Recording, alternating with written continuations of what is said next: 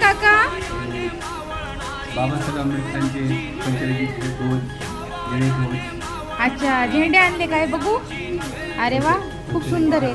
कितीला आहे हे? हे बाबासाहेब आंबेडकरांचं साहित्य भरपूर हा खेड्याखेड्यात गावागावात आणि शहरामध्ये जाण्याचं एक मोठं पंचरंगी भेट आलेली आहे. हो ना.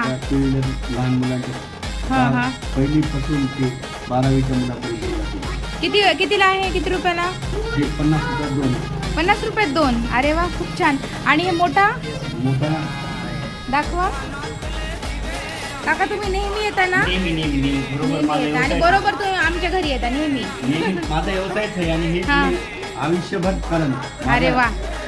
माझ्या श्वास येतो बाबाचं साहित्य काम करेन, घराघरानं जाणार. अरे वा वा, खूप छान करतात ते. मग आपल्याला हे कुणामुळे आहे?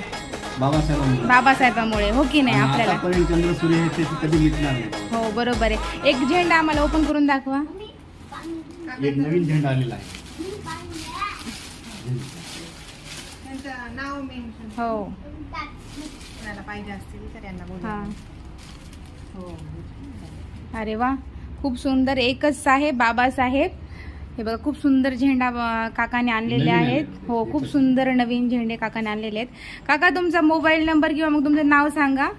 माझं नाव आहे मच्छिंद्र सकाराम सरोदे. मी खांडेगाव सर्कल अध्यक्ष वंचित मध्ये काम करत आहे. वंचितचे आहेत का?